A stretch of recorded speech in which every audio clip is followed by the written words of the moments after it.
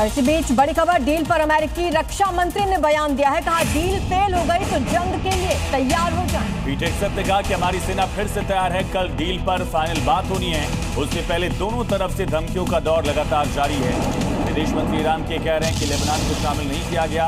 अब Donald Trump के पाले में गेंद। दूसरी तरफ अमेरिका ये कह रहा है कि हम जंग के लिए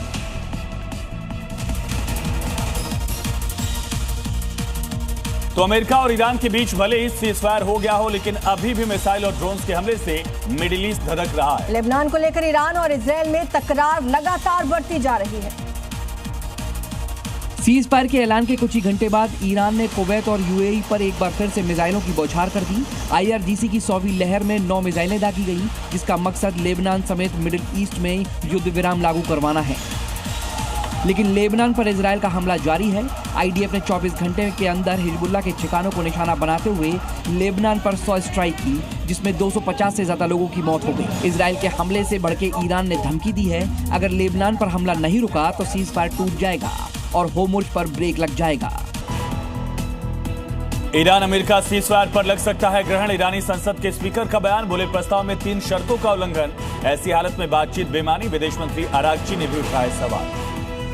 शुक्रवार को पाकिस्तान में होनी है सीजफायर पर अहम बातचीत। अमेरिका की तरफ से JD वेंस, विटकॉफ और कुशनर इस्लामाबाद के लिए रवाना। ईरान की तरफ से गालिबाफ होंगे बातचीत में शामिल। नेतन्याहू के बाद अमेरिकी उपराष्ट्रपति वेंस ने भी लेबनान पर साफ किया स्टैंड, बोले सीजफायर में लेबनान नहीं था शामिल। ईरान बोला अगर लेबनान नहीं तो बंद रहेगा हॉर्मुज स्ट्रेट। आज 3 राज्यों में विधानसभा चुनाव के लिए वोटिंग। असम में 126 सीटों पर मतदान, 722 उम्मीदवारों की किस्मत का फैसला।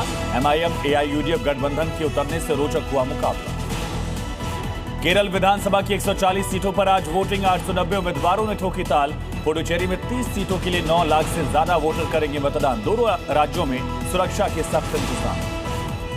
पश्चिम बंगाल में 23 अप्रैल को चुनाव से पहले सुरक्षा का सख्त पहरा। चुनाव के लिए केंद्रीय बलों की 150 कंपनियां तैनात। CRPF की 32, BSF की 55 कंपनियां तैनात।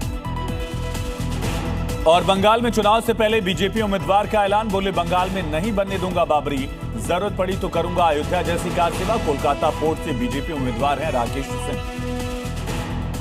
इंदौर नगर निगम में वंदे मातरम गाने पर बवाल, कांग्रेस पार्षद फौजिया खान का वंदे मातरम गाने से इनकार। हंगामे के बाद सभापति ने कांग्रेस पार्षद को सदन से निकाला। नोएडा में मौत का एक और गड्ढा, सेक्टर 94 में बने गड्ढे में गिरकर MIT के छात्र की मौत। परीक्षाएं खत्म होने के बाद पार्टी करने गए थे छात्र, दोस्तों के साथ पानी में नहाने उतरा था हर्षद। यूपी से राजस्थान तक आसमान से बरसी आफत, पत्थर जैसे ओले गिरने से मची तबाही, सैकड़ों बीघा फसल बर्बाद।